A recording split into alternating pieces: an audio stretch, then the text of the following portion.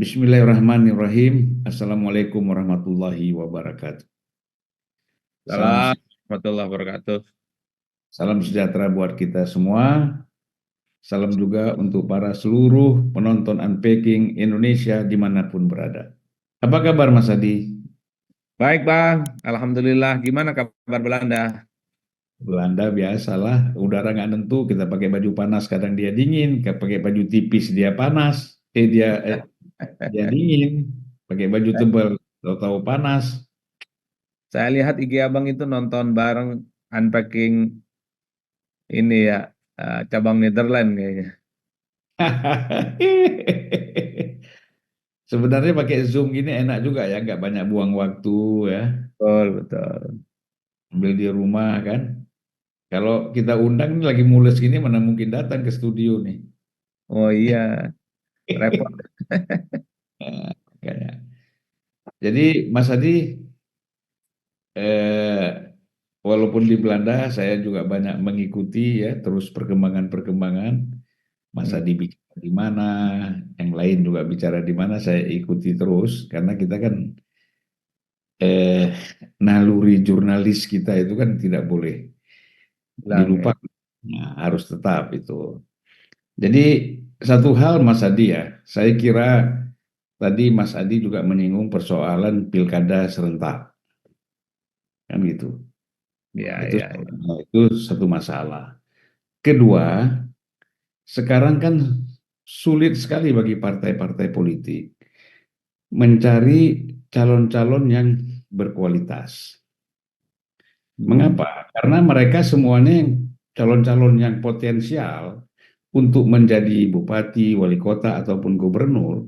Mereka ini kan sekarang sudah terpilih sebagai anggota DPR RI atau DPRD atau juga DPD. ya, iya, Dan iya. kemarin itu kan sudah habis-habisan, ya. Kira-kira berapa bulan yang lalu itu mereka sudah habis-habisan, katakanlah eh, tenaganya, kemudian pembiayaan pun semua mereka sudah habis-habisan. Baru enak-enak, sudah tenang-tenang, tiba-tiba mereka misalnya karena dia dianggap calon potensial dan dia harus eh, meninggalkan DPR-nya kan. Iya, Kalau iya. saya syaratnya kan harus mundur ya Mas Adi ya, Mundur, mundur. harus mundur. Nah, Nah, kalau dulu bayangkan. kalau dulu cuman cuti, kalau sekarang wajib hukumnya mundur. Nah, jadi PKPU-nya kan begitu kan. Ya, Jadi kalau kita lihat hal seperti ini semakin sulit bagi partai-partai politik untuk mencari eh, calon-calon mereka. hmm, Nah, kecuali memang tokoh-tokoh partai ya, yang memang sudah cukup dikenal gitu, itu mungkin eh, lebih mudah. tapi memang Bang, ada sejumlah partai sepertinya yang mencoba untuk memberikan tiket kepada kadernya yang maju dalam pilkada itu syaratnya harus jadi anggota dewan dulu. Untuk Oh, membuktikan pertama, dia itu kredibel dan mendapatkan dukungan rakyat. Yang kedua kan ada mekanisme PAW. Jadi ya, gantinya tetap dari partai yang sama, kemudian dia akan pindah misalnya maju dalam pemilihan kepala daerah. Jadi partainya juga jago. Jadi sekali mendayung dua pulau terlampaui. di PAW-nya ditaruh juga orang-orang yang kira-kira memang disukai oleh partai ya. Yang Betul, tapi kan mekanisme PAW itu adalah mereka yang suaranya nomor dua biasanya, atau suara yang ketiga yang lebih mendekati. ya, Jadi sebenarnya memang ini bagian dari strategi partai supaya ini begitu banyak mendapatkan keuntungan politik kan. Anggota dewan Ya. yang terpilih, kemudian naik dia direkomendasikan untuk jadi kepala daerah, Hmm. anggota dewannya dapat, baik itu DPR RI ataupun provinsi, kabupaten, kota, calon kepala daerahnya pun juga potensial akan dapat. Kan gitu, Pak? Ya, yaitu taktis dan kecerdikan partai ya. Cerdik sekali. Karena bagi partai kan sederhana pola pikirnya. Setiap pertarungan politik menang. Udah itu aja. Hmm. Bukan persoalan misalnya ini ada sosialisasi dan dakwah politik. Itu nomor 10 itu. Yang Ya, utama menang, menang, dan menang. apakah orang itu nanti dari segi kemampuannya segala macam itu yang nomor dua lah ya. Nomor dua. Makanya kalau kita mencoba untuk men-tracking soal potensi calon kepala daerah di seluruh Indonesia, ini kan banyak muncul tiba-tiba dari kalangan artis yang dulu misalnya tidak pernah kita dengar track recordnya di bidang politik, tidak pernah misalnya dia bicara tentang politik, tiba-tiba dimajukan oleh partai untuk bertarung ya. Tentu dengan tidak bermaksud menyebut satu persatu partai, tapi memang ada kecenderungan partai itu mencoba untuk mengusung orang yang tingkat probability menangnya jauh lebih terbuka. Hmm. Tapi pengecualian juga, ada artis-artis yang memang sejak lama sudah berproses di partai. Ada juga artis yang misalnya sudah bangkotan dia jadi kepala daerah, bangkotan juga jadi anggota dewan. Jadi nggak soal. Tapi yang artis-artis yang newcomer, pendatang baru gitu ya, kerjanya cuman bernyanyi ataupun ngelawak-ngelawak, tiba-tiba dimunculkan, kan orang berpikir ini bagian dari exit, apa ya, emergency exit sebenarnya dari partai karena udah nggak punya kader lagi, yang penting menang. Itu yang terjadi ya. Jadi kasihan kader-kader partai yang memang mereka itu sebenarnya potensial ya. Betul, betul, betul. Jadi Kalau ada- kita itu bukan nyinyir pada profesi tertentu, tapi ini Hmm. kan merusak sistem dan kaderisasi di internal partai. Karena Ya, ya. memang ada orang yang sepanjang hidupnya itu ingin hidup mati dengan partai itu, Bang. Dia berproses dari bawah jadi pengurus ranting, pengurus kecamatan, pengurus kabupaten. Tapi setiap pencalonan tidak pernah diusung. Tiba-tiba jauh lebih memilih orang yang hanya karena modal terkenal misalnya, karena dia Ya. public figure dan pesohor, kemudian dicalonkan. Kan rusak demokrasi kita. Jadi Kadang-kadang tanpa lewat survei juga ya. nggak perlu. Jadi siapapun Anda, mau artis, mau pengusaha, kalangan apapun, kalau mau berpolitik, ya masuk Hmm. politik dulu, berproses dari bawah, sehingga Ya. politik kita ini nggak rusak. Bukan hanya karena Anda populer dan hebat, punya resource gitu ya, entah itu karena logistik atau karena keterkenalan, tapi kan merusak yang lain. Jadi Ya. politik itu bukan hanya sebatas ajang iseng-iseng, ajang Hmm. hore-hore, ajang untuk main-main. Politik itu diniatkan untuk memperbaiki Ya. bagaimana kehidupan sebuah negara dan wilayah itu bisa dimaksimalkan. Karena orang-orang yang selama ini tidak punya pengalaman dalam politik, tiba-tiba kalau dia menang bisa apa coba, Bang? Jangankan mengurus wilayah, kadang sambutan aja nggak ngerti gitu. Iya. Kan ironis bagi demokrasi kita. Dan itu banyak sekali saya kira ya, kejadian-kejadian seperti itu dan itu kan sudah menjadi rahasia umum ya apa yang Mm-mm. disampaikan oleh Mas Adi tadi. Jadi memang problem kita adalah pada partai politik sebenarnya Hmm. bahwa tidak melakukan kaderisasi, tidak melakukan persiapan, akhirnya untuk menjadi kepala daerah bahkan menjadi presiden pun comot sana comot sini kan. Lalu bagaimana Pak Mas Adi kalau melihat seperti ini, bagaimana perkembangan politik kita ke depan? Ya, saya sebenarnya dari dulu tidak terlampau setuju sebenarnya dengan pilkada serentak nasional itu dilaksanakan di 2024, Bang. Hmm. Kenapa? Karena waktu pelaksanaannya itu berbarengan dengan Pilpres dan Pileg yang juga dilakukan pada tahun yang sama. Ya, sama. Hanya beda berapa bulan. Iya, kenapa? Ya, saya kira memang resource-nya terbatas, ya, mesin politiknya terbatas, partai-partainya pun kalau Ya. menghadapi per hari ini, jadi lelahnya belum hilang sebenarnya menghadapi Hmm. pemilu secara langsung kemarin itu. Tiba-tiba kemudian harus menghadapi pilkada. Nah, yang kedua, kalau kita mau jujur sebenarnya, pilkada serentak itu perlu dipikirkan lah secara umum. Tetap dilakukan di tahun yang sama, misalnya di 2024 ya, atau di Hmm. 2025.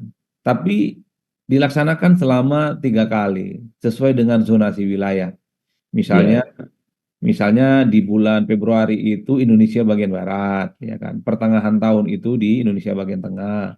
Akhir ya, tahun misalnya di Indonesia bagian timur. Kan enak, Bang. ya, ya. Di dalam setahun ada pilkada serentak, tapi didasarkan atas zonasi. Kalau Hmm. yang seperti sekarang 544 sekian atau 545 kabupaten, kota dan provinsi, kan sangat Hmm. kelihatan persiapan partai-partai dan penyelenggara itu babak belur. Pada level partai misalnya sangat kelihatan mereka itu ngeluh, merasa kecapean, ya. Sementara kandidat-kandidat mereka juga belum dipersiapkan secara matang. Kalau mau jujur sebenarnya sangat kelihatan mana partai politik yang melakukan kaderisasi sejak lama ataupun tidak ketika menghadapi pilkada serentak ini. Bisa Hmm. dicek itu. Ya buktinya Hmm. misalnya tiba-tiba kita melihat orang yang sama sekali tidak pernah dikenal di suatu wilayah tapi dimajukan oleh Hmm. partainya. Partainya kehabisan akal. Yang penting maju dulu. Ya. Waktu tinggal sedikit ya. Ya, sementara di bulan Agustus sudah mulai pendaftaran dan kampanye pilkada itu cuma sebulan, Bang. Ya, ya. Apa yang bisa kita hasilkan dari orang yang selama ini misalnya tidak pernah punya pengalaman politik yang cukup panjang menghadapi pilkada dan Hmm. kampanye cuma sebulan, coba bayangkan. Kita berharap misalnya mereka menyampaikan visi misi, mereka menyampaikan tentang bagaimana proyek dan program strategis kalau kemudian terpilih, itu jangan pernah berharap, Bang. Jadi at the end of the day-nya mekanisme dan mekanisme kompetisi kita itu memang carut marut. Itu seakan-akan yang penting selesai tepat waktu, dilaksanakan secara serentak, dinilai efisien, sekalipun kualitas dan produk dari pemilunya itu, ya sorry itu saya seringkali tidak sesuai dengan harapan. Dan kalau kita lihat Mas Hadi ya, eh, pilkada kali ini sangat berbeda dengan pilkada-pilkada sebelumnya. Artinya wilayah-wilayah yang dianggap menarik untuk menjadi pembicaraan publik itu kan satu DKI itu menarik karena Anies maju lagi kan gitu. Hmm, Kalau Anies nggak maju lagi, saya kira DKI ini biasa-biasa aja lah ya. hmm, Jakarta ya, Jakarta. Kemudian Sumatera Utara juga menjadi menarik karena menantu Jokowi maju di sana kan gitu. hmm. Tapi kan kita tidak dengar nih bagaimana Sumatera Selatan, bagaimana Sulawesi Selatan, Ya, bahkan Jawa Tengah pun menjadi tidak dibicarakan orang. Ya, hmm. Jawa Barat sebenarnya dibicarakan karena Ridwan Kamil itu pilihannya apakah di Jakarta atau Jawa Barat kan itu. Ya, ya. Dulu kita Bang mengenal istilah pilkada di wilayah-wilayah kunci. Ya. Hmm, Biasanya yang disebut itu 3 provinsi di Jawa. Jawa ya, Barat, Jawa Timur, dan Jawa Tengah. Kenapa ya, disebut dengan pilkada kunci? Karena jumlah pemilih di 3 provinsi ini hampir mencapai 50% jumlah ya, pemilih secara nasional di Indonesia. Oleh karena ya, itu, setiap partai punya kepentingan, punya intensi untuk memenangkan calon gubernur, termasuk kepala daerah yang lain, bupati dan wali kotanya, untuk menang. Karena dia dijadikan sebagai alat untuk menghadapi pemilu 5 tahunan. Ya kan gitu. ya, ya, Nah, yang menarik sekarang itu bukan di wilayah-wilayah kunci ini. Yang menarik itu di Jakarta. Betul kata Abang, itu selain hanya karena faktor Anies, ini faktor Kaisang tentu saja. ya, ya. Sama sama Sumut. Jadi kalau mau ditambahkan sebenarnya di Pilkada serentak di 2024 ini, wilayah kunci dan wilayah yang sangat mungkin ada keluarga besarnya presiden yang maju dalam Pilgub. Itu wilayah kunci itu, Pak. Ya. Sumatera Utara sama Jakarta kan? Betul. Dulu orang sama sekali tidak pernah bicara tentang bagaimana Sumut itu menjadi wilayah yang seksi diperbincangkan. Ya, Ya, tapi tahun ini orang hampir tiap hari bicara tentang Pilkada Sumut, soal Mas Bobi yang mendapatkan begitu banyak dukungan partai dan sangat mungkin akan dihadapi oleh jagoan yang akan diusung oleh PDIP dan PKS. Entah ya, itu Edi Rahmayadi, entah itu orang lain, tapi yang jelas orang melihat ada variabel kekuasaan dan misalnya presiden dalam hal itu kan gitu Bang. Nah termasuk soal Jakarta, kenapa ramai? Karena soal kemungkinan Kaisang yang ingin maju di Jakarta misalnya, dibaca gesturnya. Jawa Ya, Tengah pun sebenarnya ketika dikaitkan dengan Kaisang nggak terlampau menarik gitu. hmm, Karena memang orang melihat profil dan portofolio Kaisang tidak di Jawa Tengah, tapi di Jakarta. Karena ya, ya, kampanye Kaisang misalnya atau belusukannya Kaisang selama ini ya, hanya di Jakarta, bukan di ya, Jawa ya, Tengah. ya. Sebagai ketua umum partai juga ya. Betul, padahal kan yang berdekatan dengan wilayah-wilayah kunci seperti Banten itu tidak dibicarakan. Padahal Banten juga seksi dan menarik. Di situ Ya, misalnya ada perang saudara antar partai Kim, ya, mm-mm. Golkar dan Gerindra. Golkar menjagokan Airin, Gerindra Ya, itu menjagokan Andra Soni. Ya.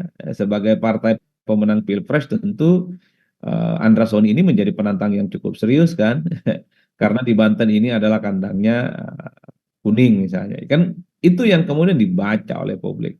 Oleh karena ya, itu bagi saya keserentakan pilkada serentak secara umum ini kan sebenarnya merugikan dalam banyak hal, terutama bagaimana kita bisa mengenal calon-calon kepala daerah itu bisa kita nikmati dengan indah visi misi, soal pengalamannya gitu kan, rekam jejak dan seterusnya dan seterusnya.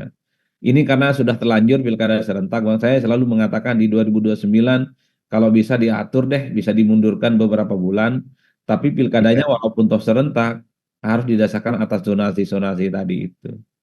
Kalau Iyalah. berbarengan kayak gini, aduh kelimpungan sekali. Dan kemudian Mas Adi, kita melihat ya menurut saya ya eh, KPU-nya juga kedodoran ini. Iya, dari segi penyelenggara juga kalang kabut, bang, kalang kabut. Karena mereka Ya, juga punya keterbatasan secara resource kan. Ya bahwa secara formatif yang tampak di permukaan ya seakan-akan mereka memang siap. Tapi ya. kalau serentak kayak gini kan susah sih sebenarnya. Terutama Jadi kan di TPS-TPS tuh KPPS-nya kan itu repot sekali. betul karena berbarengan. Jadi KPU seakan-akan nggak punya nafas ini untuk Ya, mempersiapkan secara matang bagaimana mereka itu menghadapi pilkada serentak secara nasional. Nah saya apalagi khawatir di tengah compang-campingnya persiapan, di tengah partai-partai juga yang mungkin kehabisan akal menghadapi pilkada serentak yang berbarengan pemilu serentak itu ya yang terjadi bukan transaksi ide, bukan transaksi gagasan di TPS. Transaksi yang lain, yang penting judulnya udah menang lah, apa judulnya gitu. ya. Apalagi ketua ketua KPU-nya baru bermasalah ya, baru diganti ya. Belum Oh, diganti ya. belum diganti Bang, masih PLT aja ini. Ya makanya kan itu kan mengganggu juga Sangat jalannya sangat pilkada. mengganggu. Nah, Mas Adi, Mm-mm. itu kan kemarin Litbang Kompas itu kan melakukan survei. Hmm. Dari survei itu pertama yang yang muncul ya bahwa 66,5% responden itu senang mendukung calon yang orang yang dicalonkan oleh Prabowo. Hmm. Kemudian Basuki Cahayapurnama atau Ahok itu 65%, Anies itu di bawah Ahok 63,5%, Hmm. Jokowi malah di bawah lagi 61%. Siapa Yang Bang? Jokowi. Ah, Jadi orang yang didukung Jokowi itu akan didukung oleh publik, oleh pemilih itu 61%. 61. Kalau Nah, jagoan yang didukung Prabowo, oh, 66,5. 60. Hmm. Dan yang didukung Megawati 43,5%. Hmm. Nah, ini kan kecenderungannya kalau kita lihat ini untuk DKI ya, nah, Hmm. Jokowi pelan-pelan mulai menurun nih, gitu pengaruhnya ya, untuk pilkada. Jadi orang yang dicalonkan Jokowi itu disukainya itu cuman 61%. Hmm. Prabowo lebih tinggi 66,5%. Itu kan menarik itu Mas Adi. Gimana Mas Adi melihat ini? Ya, saya kira memang ini secara hitoh politik nggak bisa bantah. Ada dalam tanda kutip ya, paradigm shift ada perubahan paradigma sebenarnya, di mana Pak Jokowi memang secara alamiah perlahan sepertinya memang aura politiknya sudah mulai luntur dan mulai berkurang. Tentu ini Ya, seiring dengan di mana misalnya masa kekuasaan politiknya hanya menyisakan beberapa bulan, persisnya 3 bulan. Orang sejak lama gitu ya, anggaplah beberapa bulan yang lalu sudah mengkonfirmasi bahwa presiden definitif itu adalah Prabowo Subianto, meski belum dilantik, Bang. ya, ya. Karena itu, kan kalau bicara tentang pilkada serentak itu, saat ini orang bicaranya tentang soal siapa yang sebenarnya diusung oleh Prabowo Subianto atau yang didukung oleh Prabowo Subianto, bukan lagi siapa yang diusung dan direkomendasikan oleh Jokowi. Kan di situ kenapa? Ya karena memang pelaksanaan pilkada serentak tanggal 27 November itu presidennya adalah Prabowo. Jadi dalam konteks itulah sepertinya secara perlahan memang ada perubahan ya, di mana orang yang memiliki pengaruh signifikan. Dulu Jokowi nyaris tanpa lawan tanding, Bang. Ya, ya. Prabowo pengaruhnya nyaris tak ada sama sekali. Bahkan Megawati juga tidak pernah muncul kan secara signifikan pengaruhnya kalau dia mendukung salah satu calon. Tapi dari data survei Litbang Kompas bagi saya ini termasuk yang mengejutkan ya, di mana orang sudah mulai bergeser kiblat dan matahari politiknya soal siapa Hmm. yang harus didengarkan omongan ataupun rekomendasinya. Karena kalau Hmm. di survei itu biasanya ditanyakan, Bang, Bapak Ibu kira-kira siapa tokoh yang paling berpengaruh, Hmm. dukungan politiknya akan diikuti dan akan didengarkan. Biasanya disebutkan tuh satu persatu. Jokowi, Prabowo, tokoh-tokoh lain gitu ya, seperti Megawati dan seterusnya dan seterusnya. Ya itu muncul persentasenya. Yang paling besar adalah Prabowo Subianto. Itu tentu tidak terlepas karena semakin dekat Prabowo itu akan dilantik sebagai presiden di Republik ini, Bang. Ya Dan enggak? Itu satu, banyak Bang. Nah, muncul yang juga ya. kedua, itu artinya apa? Selama ini yang bisa memberikan kekuatan politik pada seseorang itu adalah jabatan politiknya, Hmm. adalah kekuasaan politiknya. Bukan karena kapasiti personal. Kalau kapasiti personal, tak peduli apakah dia ketua umum partai, tak peduli dia adalah seorang presiden dan pejabat publik, dia akan didengarkan petuah dan pengaruh politiknya. Kan begitu, Bang. Ya, Problem di Indonesia itu siapapun kalau tak lagi berkuasa, kalau tak lagi menjadi pejabat publik, ya, biasanya itu tinggal nunggu waktu untuk wassalam. kalau kata orang Medan siapa pula kau ya kan? Ah, coba pula kau. Ya kalau mau jujur misalnya Pak SBY itu kan juga presiden yang top kan 2 periode dan Ya. punya partai politik yang cukup besar kan saat itu. Kan setelah nggak jadi presiden, aura kebintangannya berkurang, Mas. Apalagi misalnya orang yang nggak punya partai, nggak jadi presiden ya, bukan hanya berkurang, bisa wassalam juga kan kira-kira begitu. Jadi itu yang sebenarnya bisa dikonfirmasi dalam survei Litbang Kompas. Ini menegaskan bahwa kekuasaan itu telah membuat seseorang jadi bintang. Hmm. Kekuasaan itu telah membuat orang itu bisa jadi matahari. Ya. Kekuasaan itu telah memberikan faedah yang cukup kuat bagi orang yang selama ini tidak pernah diperbincangkan, tidak pernah diperhitungkan menjadi orang penting, omongannya, statementnya, gestur tubuhnya akan diikuti oleh pemilih. Nah, di situ, Tapi Bang. kita kalau bicara elektabilitas ya, hasil survei Kompas Kompas juga itu menunjukkan bahwa Anies Baswedan itu 29,8%, Hmm. Ahok 20%, Kaisang 1%, kemudian Ridwan Kamil 8,5%. Yang lain-lain ada yang 3%, Erick Thohir apa semuanya itu ya, itu di bawah itulah.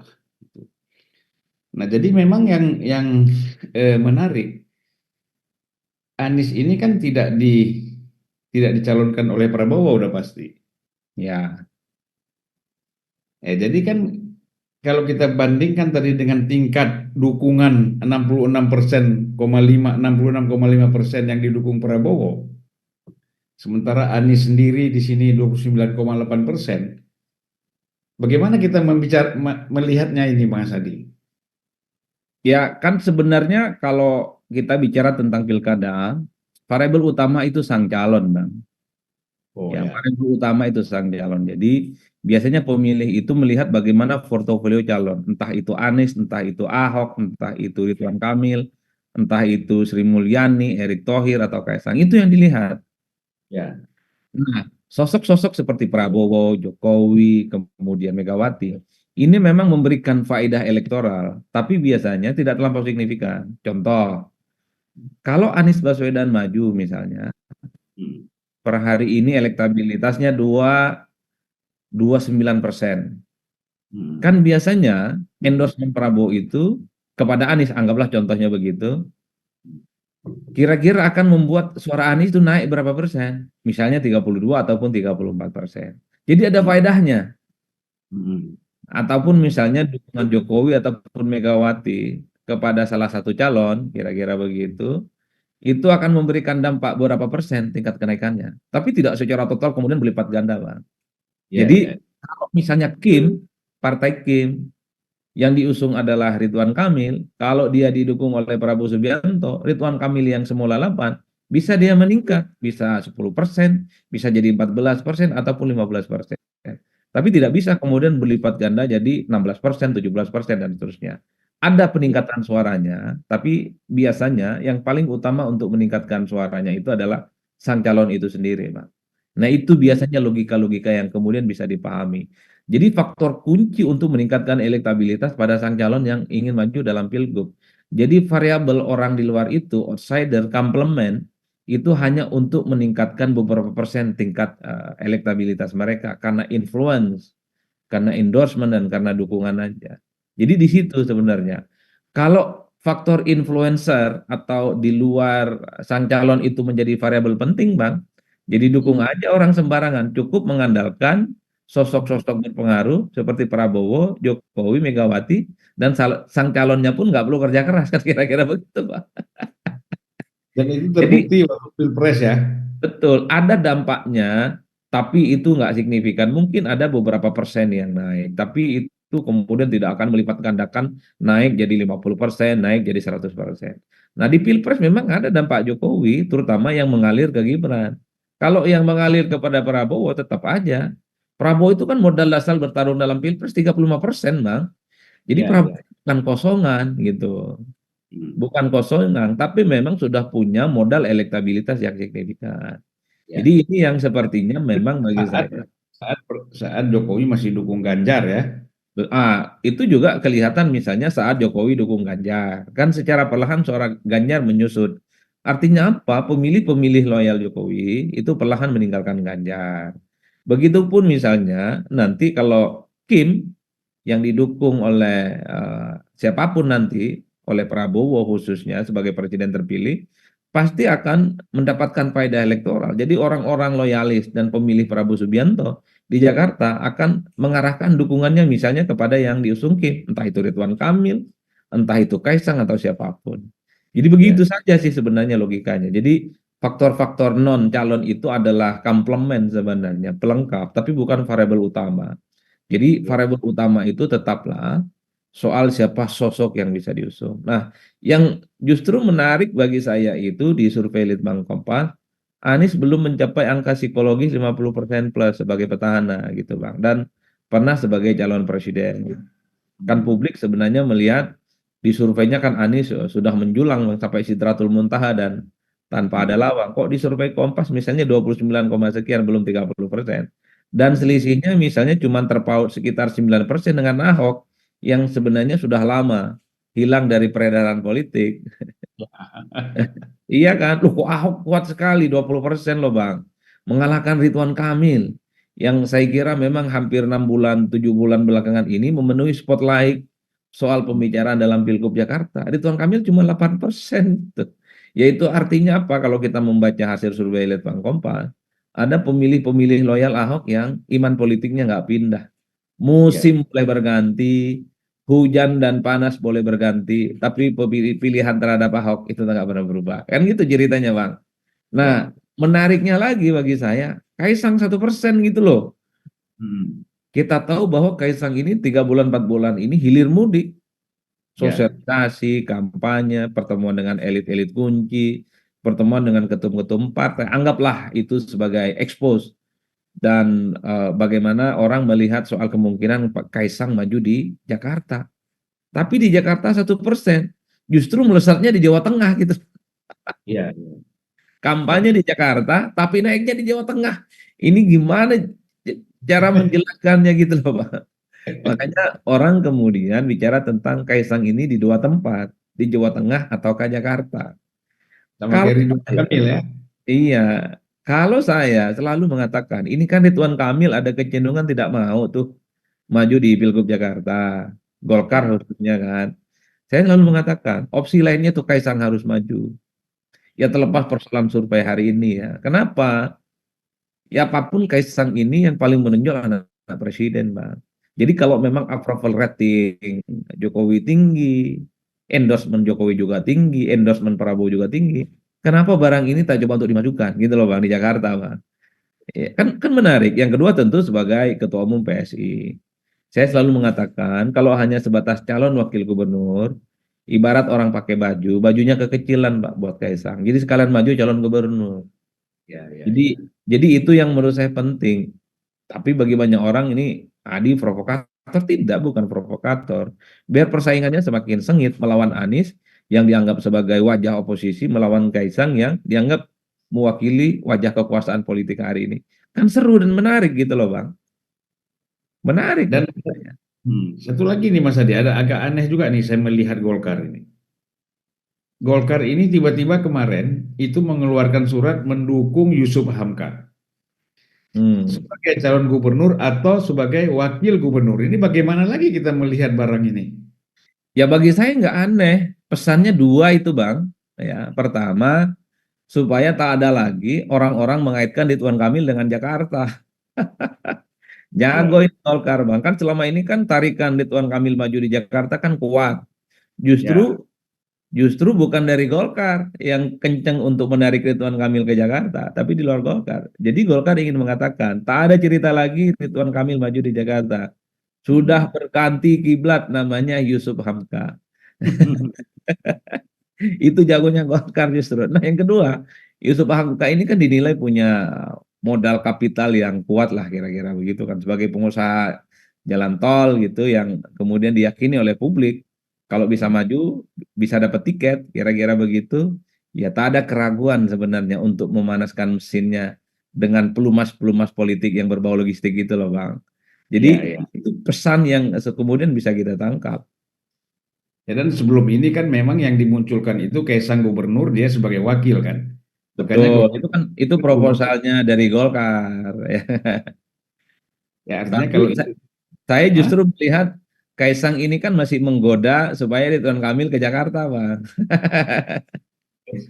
Iya kan pernyataannya Ridwan Kamil kalau sudah bosan di Jawa Barat, boleh juga mencoba tantangan baru di Jakarta. Ini kan dari lubuk hati yang paling dalam, Ketua Umum PSI ini tentu berharap Ridwan Hmm. Kamil maju di Jakarta dan seperti yang dulu kita sering dengarkan soal kemungkinan duet antara RK dan Kaisang. Tapi Bang, at the end of the day-nya bagi saya soal siapa yang maju dari kubu Kim khususnya, ini sangat tergantung bagaimana komunikasi politik ketum-ketum Kim dengan Jokowi dan Prabowo Subianto. Iya, iya. Kalau kalau poros yang lain kan hanya antar ketum ya, Presiden PKS dengan Presiden Nasdem, apakah akan mengusung proposal dan Sohibul Iman, apakah Megawati dengan Muhaimin akan bersepakat bikin poros politik lain di luar kubu Kim, di luar kubunya Anies gitu kan. Kan itu yang muncul belakangan di Jakarta. Per hari ini saya justru melihat ada pergeseran yang relatif signifikan. Dulu kan seakan-akan Pilkada Jakarta hanya mengerucut pada dua kubu, kubu Kim dan non Kim. Jadi ketika Anies muncul, empat partai yaitu PKS, Nasdem, PKB dan PDIP seakan-akan mengerucut dan bersepakat berkoalisi dengan Anies. Kan begitu jalan ceritanya, Bang. Kim Ya, adalah kubu yang lain. Tapi ketika PKS mencoba untuk menyorongkan Anies dan Sohibul Iman, petanya berubah. Sangat ya. kelihatan sekali PKB dan PDIP itu nggak tertarik dengan proposal itu, Bang. Masih Makanya Nasdem. ingin bikin poros politik sendiri. Dan itu bagus, semakin banyak calon dan semakin bagus. Karena saya melihat misalnya dari segi PKB, PKB ini nggak confident dengan pasangan ini, Bang. Karena Hmm. misalnya Sohibul Iman itu dinilai tidak memberikan dampak positif elektoral kepada Anies gitu. Ya. Bahkan PKB kan dengan terbuka mengatakan bahwa kalau cuman sosok seperti Sohibul Iman di PKB juga banyak gitu. Itu bagi saya pernyataan yang keras dan bahkan PKB mengatakan dukungan kepada Anies nggak final kok, itu baru usulan PKB Jakarta gitu. Itu kan Ya. sebagai bentuk penolakan halus untuk menegosiasikan ulang proposal politik PKS. Tapi PKS kan nggak mau kehabisan apa namanya negosiasi politik. PKS menegaskan bahwa bolehlah Sohibul Iman misalnya elektabilitasnya tidak sementereng yang lain, tapi sebagai partai pemenang pileg di 2024, PKS bisa diandalkan. PKS sudah punya success story, banyak kadernya yang tidak terkenal, ketika diusung maju pilgub, dia naik secara signifikan dan kuat. Ya salah satunya Saihu misalnya, waktu maju dalam pilgub Jawa. Dulu nggak ada yang kenal Saihu, Bang. Maju Mm. dia dalam pilgub, tiba-tiba suaranya kompetitif dengan Ridwan Kamil.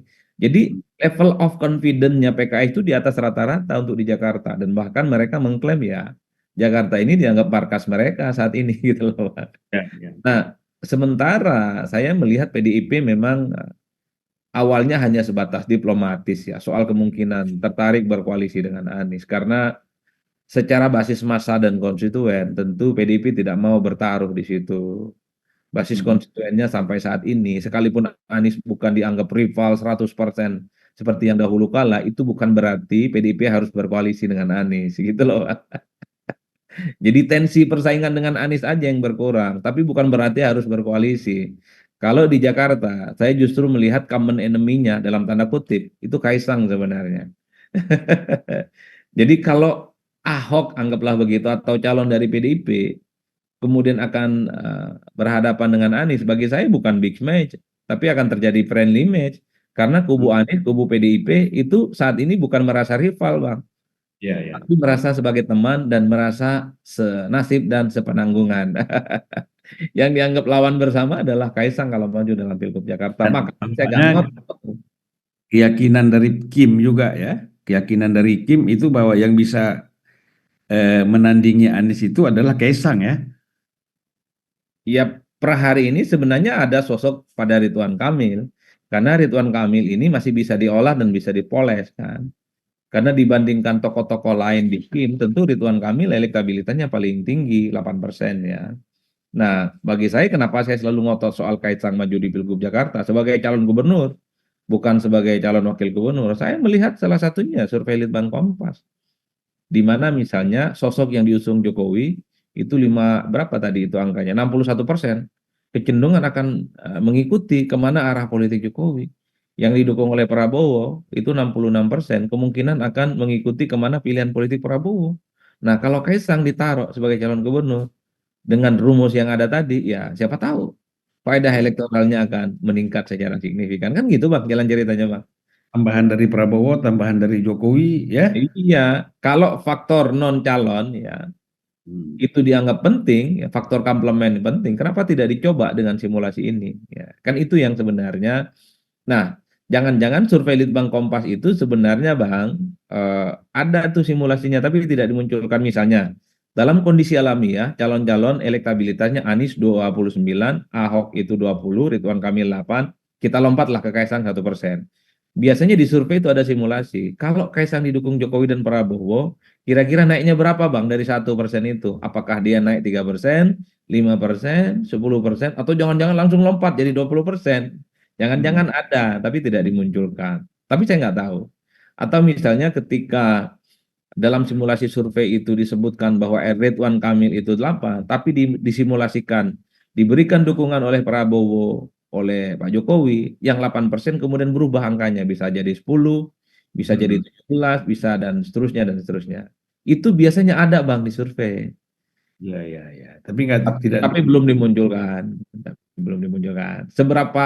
Seberapa penting efek ya public figure atau tokoh-tokoh kunci ketika dia memberikan dukungan politiknya.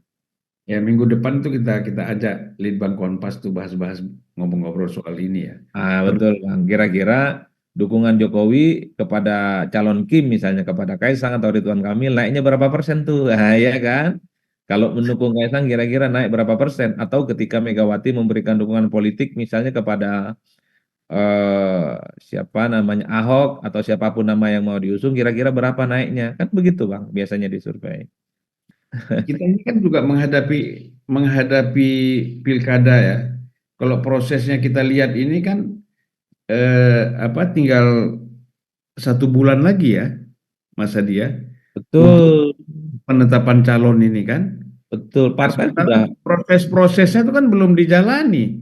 betul. Partai saat ini masih survei dan Hmm. sedang melakukan beauty contest, Bang. Soal siapa yang sebenarnya akan direkomendasikan.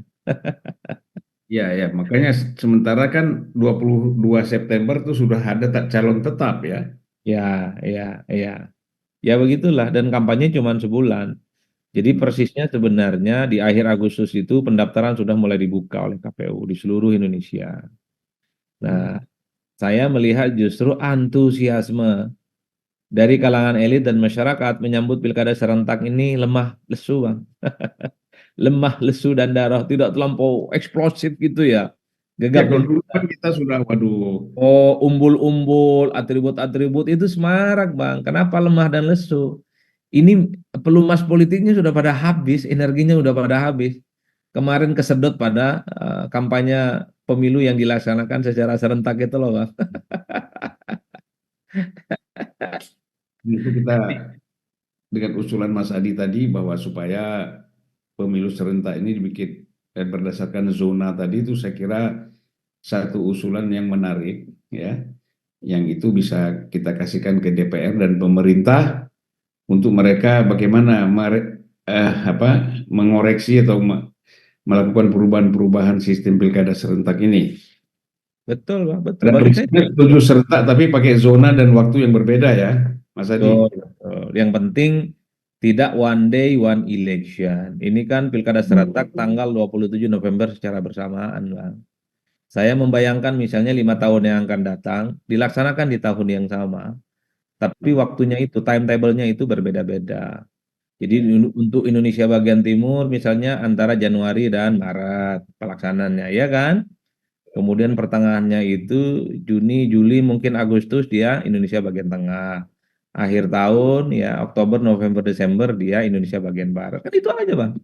Kan ya. sederhana, sederhana. Dan yang paling penting dalam setahun, artinya setahun pilkada serentak. Gitu aja sih, Bang, menurut saya. Dan per hari ini pun pembicaraan kita terkait dengan pilkada ya Sumut dan Jakarta aja, Bang.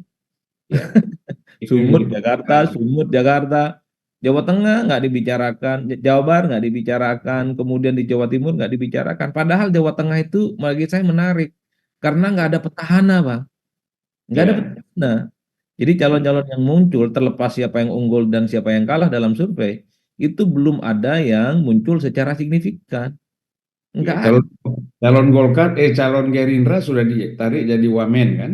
Di Wamen gitu ya. Nah, kalau di Jawa Timur dan Jawa Barat nggak terlampau menarik dibicarakan karena ada petahana yang cukup menjulang, RK menjulang, Bang, Ya, elektabilitasnya sampai Sidratul Muntaha sana kan. Ada runner up-nya seperti Deddy Mulyadi, tapi kan disparitas elektabilitasnya jauh. Di jauh Jawa lima puluh Timur persen. juga pasangan Hovifah dan Ridwan Kamil disparitas elektabilitasnya juga jauh, Bang. Jadi nggak ada Ya, penantang. Di Jawa Tengah mestinya jadi wilayah yang sangat konsumtif ya untuk selalu diperbincangkan karena nggak ada jagoan kuat. Misalnya di Jawa Tengah itu sering disebut sebagai kandang banteng, tapi jagoan banteng kan kalah mentereng tuh. Menurut survei-survei ya yang ada dipublikasikan. Kalah mentereng dari Lutfi, dari Kaisang, dari Tajasin dan seterusnya.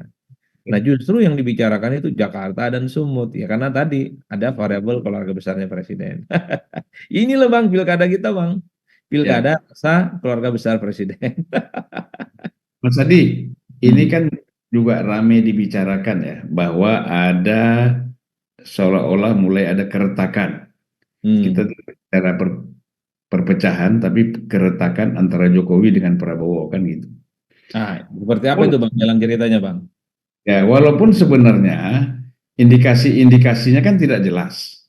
Hmm. Orang hanya mengatakan ini retak apa soal IKN misalnya. Tapi kan sementara Prabowo sendiri tidak pernah secara mengeluarkan statement bahwa dia tidak setuju dengan IKN kan gitu. Ya. Nah, kemudian ada yang menarik yang kemarin sudah kita bahas juga di sini bahwa Prabowo itu mengeluarkan statement bahwa yang paling kita utamakan itu adalah pertahanan, bukan infrastruktur, bukan ini, ya kan? Ya. Gitu. Ya. Bukan juga membangun. pendidikan. Tetapi kalau pertahanan kita lemah, maka semua itu tidak ada gunanya kan gitu. Hmm. Nah itu juga kan artinya orang menganggap wah ini sudah mulai berbeda nih dengan Jokowi kan gitu. Nah itu. Tapi saya melihat begini Mas, kalau itu semua kan eh, kalau dari sisi saya belum melihat itu ada apa ada keretakan ya.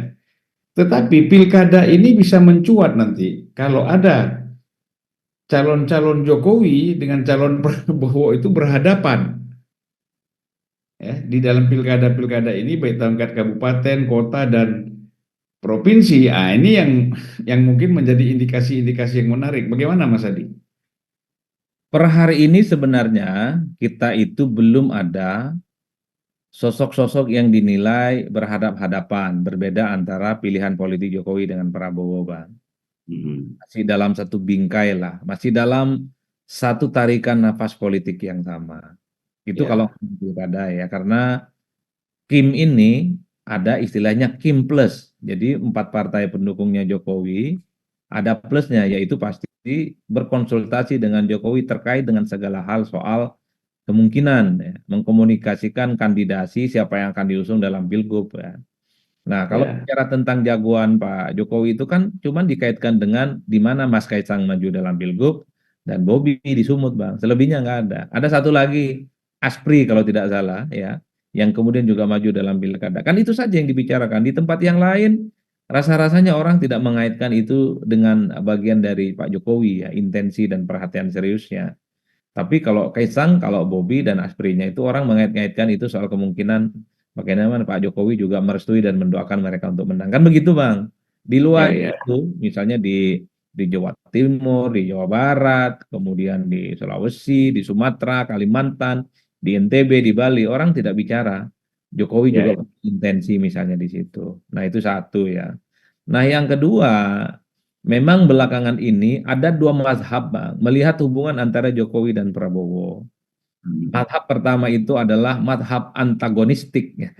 Mazhab yang ingin membentur-benturkan Jokowi dan Prabowo. Tentu, tentu ya, ukurannya dua. Satu, misalnya ada beberapa tulisan Prabowo yang dinilai dipublikasikan di luar, itu sama sekali tidak menyinggung IKN. Yang dibicarakan itu makan susu gratis tentang keamanan dan seterusnya. Orang kemudian menulis ini tondo-tondo. Loh, kok IKN nggak pernah dibahas sama sekali nih, gitu loh. Ya, ya. Itu satu ukurannya. Yang kedua adalah pernyataan Prabowo beberapa waktu yang lalu. Untuk apa bangun jalan tol, bikin bendungan, bikin rel kereta, bikin bandara dan seterusnya. Kalau keamanannya tidak terjaga, iya kan? Orang langsung nyamber publik, mazhab antagonis, tondo-tondo, Betul. keretakan. Iya enggak, Bang? Benar, Tapi benar. tapi ada satu mazhab lagi, mazhab yang positivistik kontinuitas namanya. Nah, Ah, dia tidak membentur-benturkan. Jadi sekalipun ada pernyataan Prabowo yang seakan-akan tidak memention segala hal yang dilakukan oleh Jokowi gitu ya. Tidak spesifik seperti IKN atau infrastruktur karena ada tambahan pentingnya keamanan. Tapi ini soal bagaimana setiap presiden itu punya style politik yang berbeda-beda. Nah, itu Bang. ya, Ini ya, positivistik kontinuitas, terutama pendukung Jokowi dan Prabowo ini, Bang. Nggak mau ya. dibentur-benturkan. Artinya apa? Sebenarnya bagi Prabowo, ya, menurut mazhab ini ya, ya, infrastruktur itu tetap penting, tapi perlu dilengkapi dengan aspek keamanan yang kemudian dijaga dengan baik. Tak ada lagi kejahatan. Dibungkus ya, dibungkus ya. Iya, dibungkus. Jadi saling melengkapi ini barang untuk menghadapi argumen-argumen yang dibangun oleh mazhab antagonistik ini, Bang, Ya, ya. yang selalu membentur-benturkan itu. Nah, saya nggak tahu Bang Zulpan sama saya ini di mana mazhabnya ini. Mau yang antagonistik ataupun yang positivistik. Saya selalu mengatakan, Prabowo itu punya style politik, tentu sebagai mantan tentara, sebagai mantan prajurit, pendekatan keamanan itu jauh lebih penting misalnya dibandingkan dengan yang lain. Itu wajar. Kalau Ya, ya. kita hitung satu persatu, Bang, misalnya, Soekarno itu kan style politiknya sangat ideologis. Jadi segala retorika politiknya sangat ideologis. Ideologi itu menjadi benteng utama supaya Indonesia itu bisa maju dan kuat dan kompetitif dibandingkan negara-negara lain. Iya kan? Soeharto apa mazhabnya? Ekonomi harus tumbuh. Kalau ekonomi mapan, ekonomi baik, pertumbuhan di atas rata-rata, maka demokrasi pun juga akan bertumbuh secara signifikan. Jadi titik tekannya pada ekonomi. Hmm. Habibie, karena Habibie cuma setahun tentu tidak bisa dilihat secara utuh, tapi Habibie kan dianggap sebagai martir bagaimana menyelamatkan proses transisi demokrasi kita dari Ya, otoritarisme ke demokrasi. Setahun, tapi diingat betul, padahal Habibie sebenarnya masih punya waktu jadi presiden sampai tahun 2001 kan, tapi harus mundur. Karena Habibie mencoba untuk menyelamatkan masa kekuasaan politik yang cukup lama berada di bawah kekuasaan Orde Baru. Beralih ke Gus Dur. Gus Dur kan stressingnya adalah bagaimana membangun demokrasi yang sehat. Gus hmm. Dur itu kan rela dimaki, rela di apa namanya dihujat-hujat di mana-mana, bahkan fotonya banyak dibakar. Gus Dur tidak marah dan tidak bereaksi. Gus Dur kalau tidak salah sempat mengatakan siap menjadi martir. Yang penting demokrasi itu tumbuh sehat dan berkembang di Indonesia. Makanya tidak mengherankan waktu Gus Dur jadi presiden, pluralisme, toleransi, bahkan keinginan untuk membuka kerjasama dengan Israel pun juga dibuka gitu loh Bang. Jadi ada stressingnya. Ya, ya, ya. SBY juga punya stressing yang Megawati berbeda. belum tadi, Megawati, jangan langsung lompat ke SBY. Oh iya, Megawati tidak terlampau lama kan, tidak terlampau lama. Megawati agak ideologis penjelasannya. Jadi retorikanya itu adalah bagaimana menjaga keutuhan NKRI sebagai suplemen utama, bagaimana membangun dua hal sekaligus, yaitu pembangunan demokrasi dan ekonomi secara sinergis, Bang. Jadi tak ada ceritanya demokrasi dan ekonomi itu bisa dipisahkan atau pilih salah satunya. Di tangannya Megawati, ekonomi bagus itu harus menjamin bagaimana demokrasi juga bagus. Karena Ya, ya. 2 tahun tidak terlampau banyak sebenarnya yang bisa kita tracking ya. Nah, kemudian yang selanjutnya adalah SBY. SBY kita tahu lah. SBY adalah sebagai pemimpin yang mencoba untuk menghindari sosok trauma masa lalunya. Mantan Hmm. tentara gitu yang berlatar belakang militer yang dulu dikhawatirkan akan tidak ramah terhadap demokrasi. Justru SBY tampil sebagai presiden yang kelihatan sangat demokratis. Bahkan dalam kebijakan politiknya tertentu itu kan dianggap ragu-ragu, Bang, karena sangat akomodatif dan takut dikritik gitu ya. Takut Ya. dikritik otoriter dan sewenang-wenang. Justru Pak SBY itu kalah cepat dengan Pak JK dengan slogannya lebih cepat lebih baik itu loh Bang. Tapi saya justru melihat bahwa SBY itu ingin kelihatan sebagai orang yang sikapnya negarawan, tidak buru-buru memutuskan keputusan politik misalnya dengan tangan besi. Jadi dia meng-hire begitu banyak usulan, masukan dari berbagai kalangan, baru kemudian diputuskan itu SBY. Nah Jokowi jelaslah mazhabnya adalah mazhab infrastruktur. Jadi Jokowi itu infrastruktur diyakini sebagai alat bisa menumbuhkan ekonomi, ekonomi tumbuh maka demokrasi kita akan sehat. Nah Prabowo saya meyakini bahwa argumen pertahanan dan keamanan itu adalah instrumen penting bagaimana Indonesia ke depan itu bisa melompat jauh, melenting jauh gitu kan, mencapai tujuan-tujuan yang diinginkan. Jadi dalam konteks itulah sepertinya saya termasuk mazhab yang positivistik kontinuitas bahwa apa yang disampaikan oleh Prabowo itu ya bagian dari untuk melengkapi apa yang sebenarnya sudah dilakukan oleh Jokowi. Jadi kira-kira begitu, Bang. Akhirnya di ujungnya kita sama ya. Iyalah bang, janganlah terus membentur-membenturkan lah ya nggak. Capek kita dengan benturan-benturan ini, ya kan? Iya. Tapi yang satu hal itu tadi bahwa Prabowo pasti akan membangun komunikasi politik yang cukup bagus lah dengan Jokowi, dengan SBY, dengan Megawati dan seterusnya ya. Tapi yakinlah bahwa Prabowo ke depan saya melihat dari jauh dalam memutuskan segala kepentingan politik bangsa dan negara itu hanya Prabowo yang bisa menentukan, bukan karena yang lain. Ya.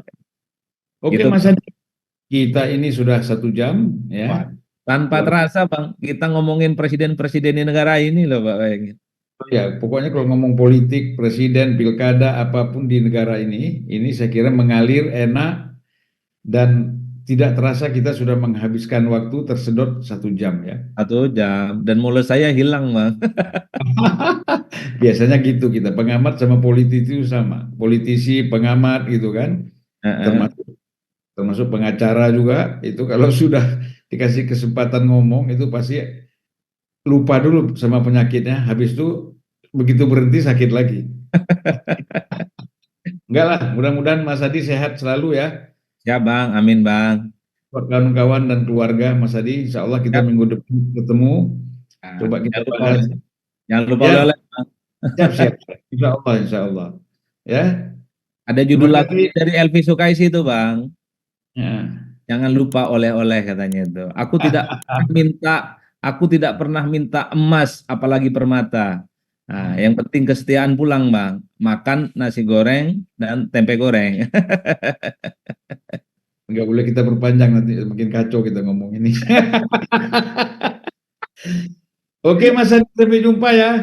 Ya, Bang. Makasih, Bang Assalamualaikum. ya. Sama-sama. Assalamualaikum warahmatullahi wabarakatuh.